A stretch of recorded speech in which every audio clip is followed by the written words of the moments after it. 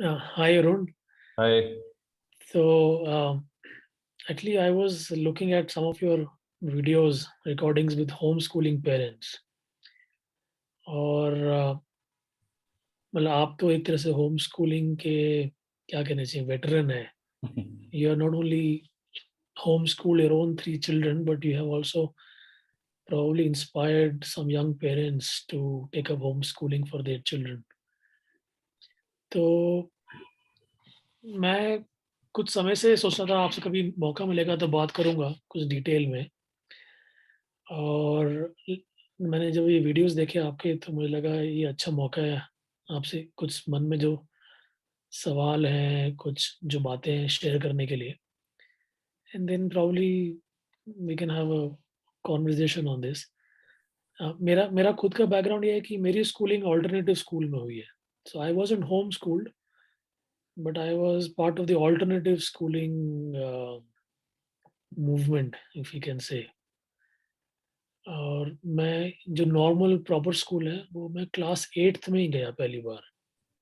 I must have been 13 years old then. So up till then I studied in an alternative school. तो anyways, कुछ बातें करनी थी आपसे तो लेट्स डू दैट. एक तो very briefly if you can just tell me how did this thought pop up in your mind. And very briefly, what prompted you to not send your children to schools but to teach them at home? Yeah, I've been talking about this for some time now, and there was a homeschooling blog that I was running and all that.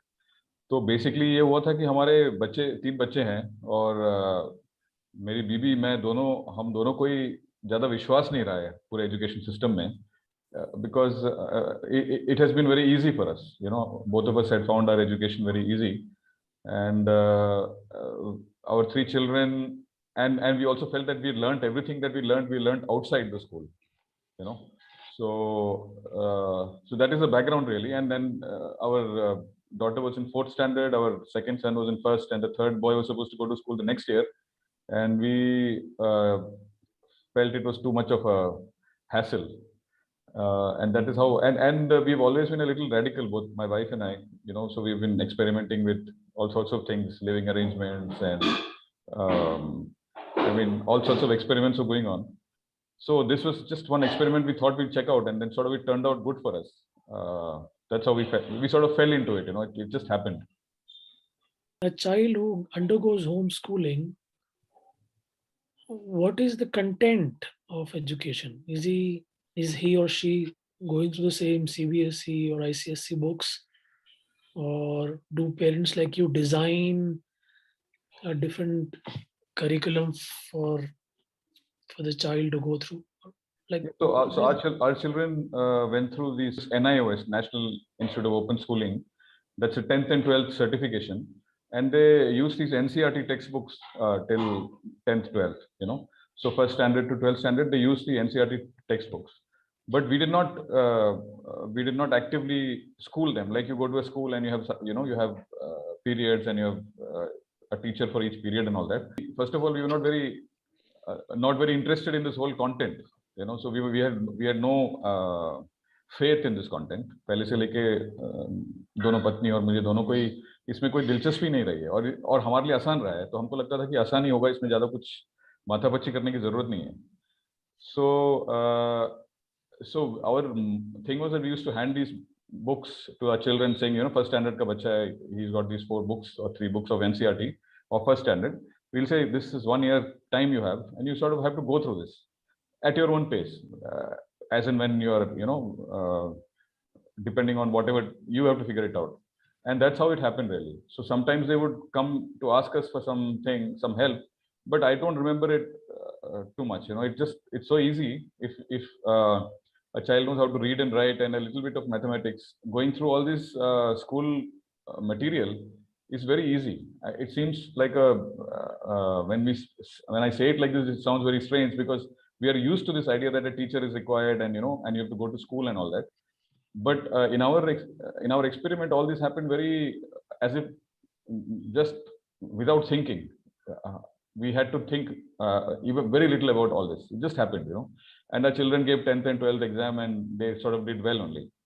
But I mean, apart from these books, was there something else they learned, or something else which you encourage them to learn? I don't know, music or sports. So the thing is that once you take this academic thing out, no, out of the equation, which seems to take so much mind space of people, everybody. That's what school is about, basically, right? So many periods and so many teachers coming and talking, going through this textbook. Once you take that out of the equation, it becomes you're freed up. A lot of time is freed up, and then you can do your depending on what a child is interested. The child can actually discover what he or she is interested in, which happened with our children. Our second boy is interested in Carnatic music. He's a musician. Our elder daughter and the youngest fellow, they are both into arts. All these were things that they discovered as they went along. It was not thrust on them. And what I mean is that if you take your focus away from this academic thing and realize that it's not such a big deal, a lot of time is freed up to experiment, to discover your own strengths. And like in my case, when I was growing up, there was a lot of free time available. No, I mean, we were playing every day, and if there's a library nearby, just by chance, you go and start browsing. You become a reader because there's a library available. So that kind of option doesn't seem to be existing for children today. It's all very streamlined. It's all very managed. A school is managing it, or a parent is managing it. So in our case, in our children's case also, it seems to have not been very well managed, but it seems to have worked out. They discovered their own interests, and I think they had a good time. And this academics was not very central to this whole journey at all. Yeah, no, what I meant to ask was, like, your son got interested in Carnatic music, Right. or the daughter got interested into painting. So they must have gone to a teacher, no, to learn these things properly. Right. So extracurricular things like football or basketball or music or art, painting, all these were happening. Like it happens to other children. You have there are people in the neighborhood who are teaching. Our children went to them. The son found a good teacher, Carnatic vocal teacher, and the teacher thought he saw promise in our son. So that kind of thing happened. But what I'm saying is, it was not directed by us. It was very broadly directed by us. We were just paying attention to what was happening, and because they were experimenting, because there was so much free time available, they discovered their own interest. And then some teacher outside would, obviously, I mean, you go to an art teacher, and that sort of sparks your interest. So that is how it happened. My main point was only about this academics not coming in the way of all this. Right. Or if you look at, for example, your daughter, if she goes to, when she's going to school, everything is very fixed. Everything is very streamlined. So our children seem to have been out of that. It was very flexible, very free. When you look back, it was great fun. Right. But please indulge me a bit here. I mean, I may be wrong, but sometimes I'm getting this impression that you are trying to make a point that you are not directing your kids in a particular direction. They are themselves discovering what they want to learn or do, and then you are just enabling them to pursue that. Is that the case, or you always had something in my mind that it would be nice for my child to learn Carnatic music, or some traditional art form, or No, was so it just let him just discover himself? no. So it's not all hands off. The point is that we are available to pay attention, right? So I think that is the most important thing. The fact that we are paying attention to to our children, we have time to pay attention to them because they are around, and we can see what is going on. So if you pay attention, like a mother will know what a child wants, no, like or a father, if he's looking at the child, knows where it's going.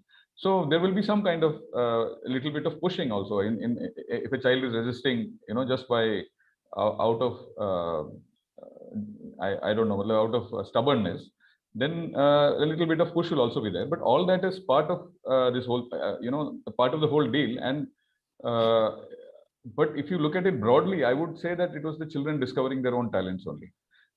So we were instrumental in exposing them to many things, but they discovered what they were good at, what they were interested in. Like our daughter was interested in photography. So, it just happened that there was some camera happened and she started taking photos.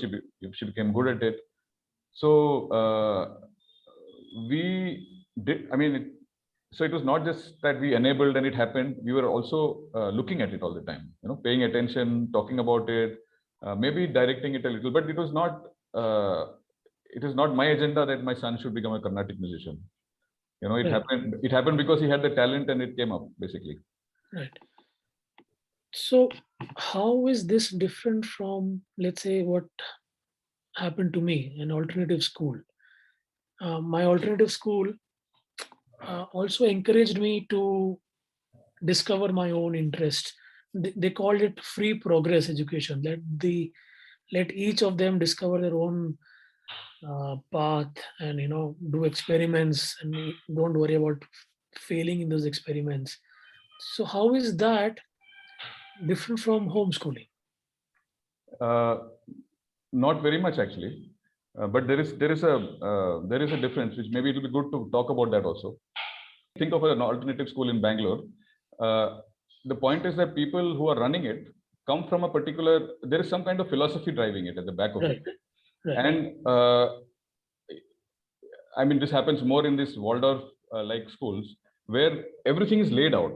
In some, the Waldorf schools have this whole this whole first standard to whatever 10th or whatever till they follow it, everything is laid out saying that a child of this age of this class sort of does this, so you follow that curriculum. So it's still, what I mean is it is not very exploratory in the sense that it is still a curriculum, it's an alternative curriculum. Yeah, but like my school had no curriculum, I know, but the people who are running but it, there was a philosophy, of course. I know. So that's what I mean. So, even if it's a free progress school, I'm saying that there are these group of individuals who come around some kind of philosophy, and then that is what is driving this educational experiment, right, at the back of Right. it. So in our case, there is a lot of flexibility. We don't have to get caught in any one philosophy. We don't have to get caught in any one ideology. We didn't actually, because it kept on evolving. So I'm saying there is less room to maneuver inside an existing school or an existing alternative school also. So because it takes effort for all these individuals to come together, and there is like the Krishnamurti schools would have a Krishnamurti reading session happening, or the Waldorf schools would be having Waldorf training happening. So people have invested into some kind of philosophy, right? So I'm saying that is what drives the entire thing. In our case, we were not driven by philosophy; we were driven by our children, or what was happening to us and to them at the same time. So it was very flexible. So our philosophies evolved as the children grew up. So that is the only difference I'm saying. But even in your case, there would have been some preferences in your mind that instead of doing this, why don't you do this? Or Yeah, it kept changing, and people who are homeschooling also have all sorts of. There are people who homeschool with Waldorf, homeschool with Krishnamurti's ideas or whatever. So it's all very personal. I'm saying in our particular case, we did not get stuck on any single ideology. It was just our main idea. Main idea behind this entire thing was that this entire educational thing, the right. entire academic thing is all pointless, is Right. useless. So I don't know of any alternative school also which follows that philosophy, if you call it a philosophy. I'm saying that every alternative school is also trying to make mathematics interesting. No, in our case we said that mathematics is useless. The what is there as an academic thing, if you get interested you can pursue that, it's okay. But the point is that the way it is structured today and the way it is doled out, all of that seems to be a huge waste of time. So I'm just trying to point out that in an alternative school also the structure binds the way it moves forward. In our case it didn't. So that is the only, not much difference. And I think you would have had a great education also. You had this free progress thing is great. Yeah, but now when I look back, I think students like me suffered from one very serious problem. And I'm not saying that your children suffer from that, but please allow me to be a little frank here. You often repeat this thing that you consider mainstream education to be a waste of time, a waste of resources, and too much of effort has been put for a very simple thing to achieve. And there's a lot of clutter in very simple things. All that you have very strong, and you're right. I'm not disputing that. We also, our teachers and even my parents also felt that that this mainstream education is just like a factory. A child is sent to a factory and then he comes out of a factory. Now, as we grew up, we developed this sentiment deep within that we are different from the others. That these people out there, all my friends out there, they study for marks, they study to get a job, whereas we are exploring our inner calling, we are exploring the true meaning of life. So we are somewhat different from the others. And if I can say, this sense of arrogance develops, that we are different and the world is stupid. Do you think such a case happened in your experiment?